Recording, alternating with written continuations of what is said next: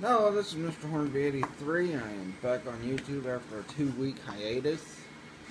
Although during my 2 week hiatus, I've had some things I've had to take care of, which I'll talk about that a little later. I'm not going to waste too much time on it. Right now, I just want to get straight into the review of Samurai Jack, the final episode, which is where Jack finally has that final showdown with Aku.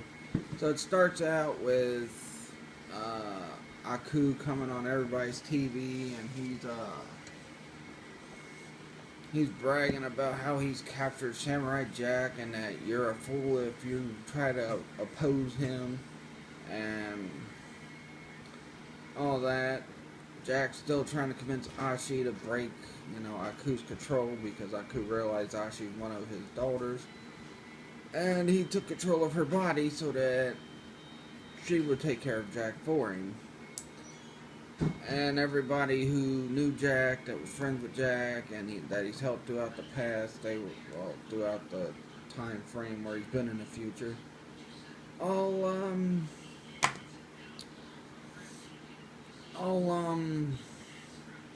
were watching, and then they were all upset. Then not too long after that, you see that they all come in before I get to that. So then Aku's trying to figure out a way to kill Jack, and he can't think of a way. And then he was gonna have Ashi do it. Jack's telling her, "Come on, Ashi, fight it, fight it, fight it, fight it, fight it." Then, then you start hearing everybody coming to Jack's aid. The Scottish guy and his millions and millions of dollars, millions and millions of dollars. But the Scottish guy is a ghost now. He's now dead. But he's a spirit. The dog people that Jack helped in the past. I don't know what those one things were. Everybody's coming there. They're attacking Aku. Aku sends a whole army of himself. And then eventually Jack gets free. He goes to go for the sword, but Ashi stops him, and he's like, "Come on, Ashi, fight it, fight it, fight it, fight it." And then the black goo that Ashi got absorbed in covers up Jack. He's walking through trying to find Ashi. He does find her, and he keeps trying to convince her to fight it, and then she's about to give up, and then he's like, "Ashi, I love you." And I guess that broke her out of it. I knew there was some way it was gonna turn out that way. So anyway, she helps Jack. She gets Jack's sword back for him. Jack starts going after Aku, starts attacking him and that, but Aku's dodging and all that. Then she's fighting with Aku, and then Jack sees that she's got Aku's powers, so he's like, "Hey, you got Aku's powers," which means she can transport somebody into the past or the future, which she takes her and Jack back to the past, right to the moment where he almost killed him at the beginning of the show.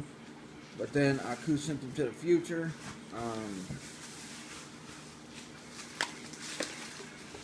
And then we see he sends him, and then right after that, the portal opens back up. Jack takes down Aku, finally kills him. And that's the end of Aku. Well, and then his castle starts to blow up. Jack and Ashi run out, and it blows up and all that. Then, after that, they're preparing for Samurai Jack wedding, which it's a good thing they retconned this, because I was about to say, man, they're going to create a time paradox.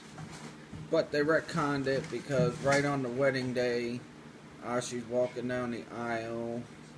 You could tell it was taking a very long time for her to walk down the aisle on that. You knew something was bound to happen. She falls over. Jack runs up. He's like, "Ashi," and Ashi's like, "Oh, without Aku, how can I exist?" Because Aku's the one that, gave him birth, which they showed in last week's episode how that happened. And then she fades away, and Jack's all sad, and he's like in the forest or whatnot. And he's sitting there really sad. Then a ladybug crawls on his finger, and he looks at it for a minute. Then he smiles real big and lets the ladybug free because, you know, Ashi, I guess, liked ladybugs. I don't know why ladybugs was the thing that made her love, but anyway, that's how it ends. Overall, it was a pretty good episode. I think the way they did it, Aku was pretty shocked that Jack came back from the future and killed him, but I think the way it went down, it was very epic. I would have liked it to be an hour long, especially, but then again, they would have just had more padded time and this and that. But it was good. We got that final kill.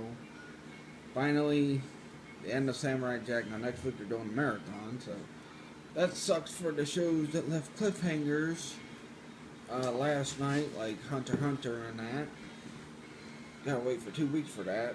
And Attack on Titans left a cliffhanger last night as well. Overall, I'm going to give this episode a 5 out of 5. Really good episode. Good ending to a show. I think the way it ended is definitely Samurai Jack style. Now, I've had an issue the past couple of days. I'm not going to get into it in too much detail on that. But I'm trying to resort it out, this and that. And, you know, I don't know what to say. I'm so freaking tired and aggravated. I don't even want to waste time on this, but I'm going to. Listen, don't take me trying to freaking save a friendship as being scared of you. Because I'm not. I don't fear nobody. Especially you, so don't start freaking starting crap. Now, if this is a joke, y'all need to let me know. If it's not, don't start starting crap over my opinions about stuff, because if you were doing this on here and you had an opinion, I wouldn't be starting crap. Yeah, I would constructively criticize if I felt, if I disagreed, but I wouldn't freaking try to start an all-on freaking fight or whatnot just because you think you got something to prove. And, you know, misinterpreting words I say, you need to freaking go back and watch that video on Facebook Live. You need to go back and listen to my comments very soundly. And you want to talk about my drafts being off and that, go listen to some of my drafts. And I'll even admit, I don't mind constructive criticism. I don't mind it.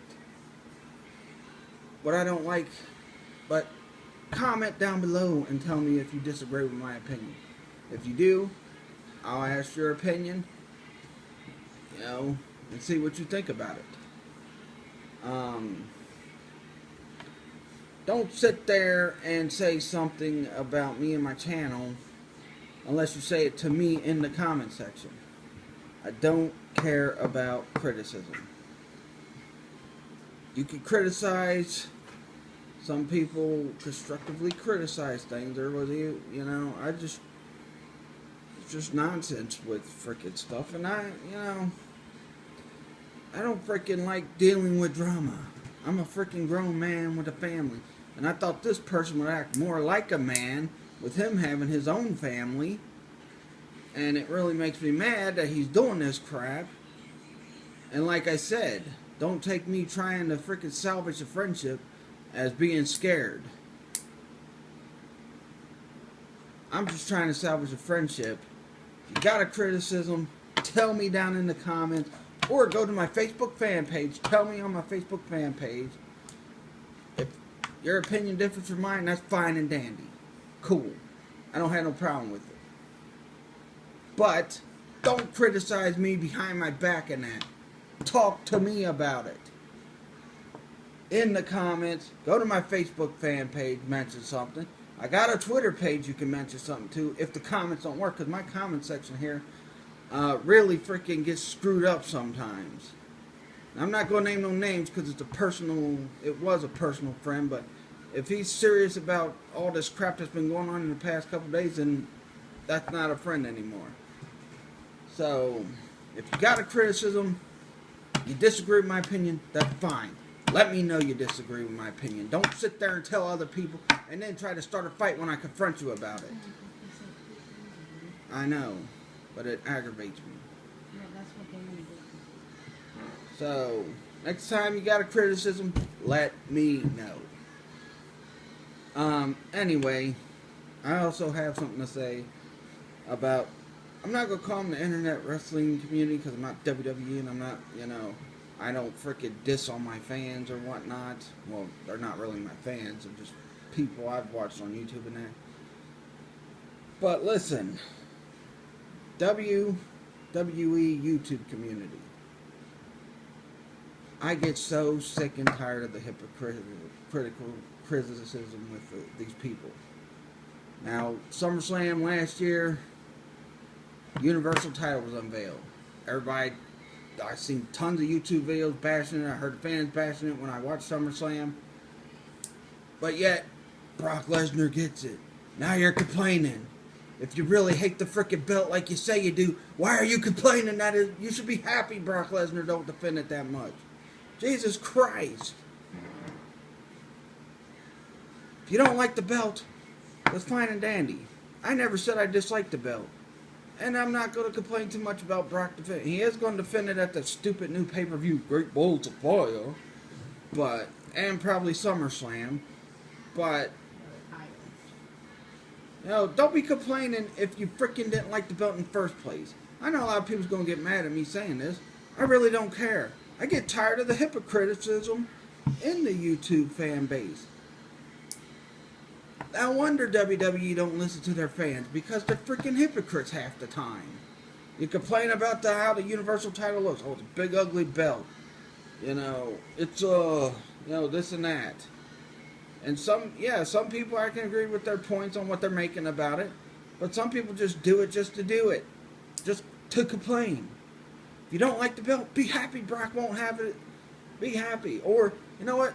Start cheering. I'm not going to be like WWE and force feed you Roman Reigns, but start cheering Roman Reigns so they can take the belt off Brock sooner than later. But, I don't know. And they talk about there's no big stars. Brock's truly the only big star that Raw has right now. They're trying to build up other guys like Roman Reigns, Seth Rollins, Samoa Joe, and all that. But when they give them crappy dialogue and they give them crappy booking, it's hard to do. Because WWE's freaking rating team sucks anymore. It seems like they're starting to suck for SmackDown's rating team too. And by the way, I will have instead of doing a written review of Backlash, I'll do a Facebook Live review of Backlash tomorrow night. Tomorrow. I'll also do some written reviews of Doctor Who and some other Toonami stuff. Or maybe the Power Block. I don't know. But if you don't like the belt, why are you complaining that Brock has it? That means you don't have to see the thing for a while. That means you don't have to see Roman Reigns walking around with it every single night. That means you don't have to see a guy you like get crappy booking when they have it. Like they did with Kevin Owens. Or like they did with Seth Rollins when he was WWE champion and they booked it so freaking crappy it was unreal. So, this is why WWE won't listen to none of us wrestling fans, because you all want to be hypocritical about things. Oh, we don't like the Universal title. It's an ugly belt, blah, blah, blah, blah, blah, blah, blah, blah, blah. But we're going to bitch and moan about freaking Brock Lesnar having it and,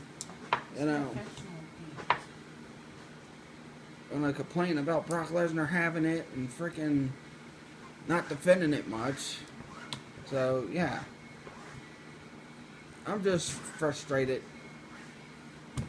I'll be doing my music topic this Thursday, and instead of doing Power Nation, I might do Power Nation the week after, next Sunday, because I'm gonna do the Predator reviews. Also, probably Wednesday I'm gonna review. Oh no, the week after. No, probably Wednesday. I'll review the Ultimate Jungle Hunter Predator figure. But till then, please like this video, leave a comment, subscribe for more. If you dislike what I say, let me know. If you don't like the video, hit a dislike, whatever. Leave a comment, follow me on my fan page, follow me on Twitter. Peace out.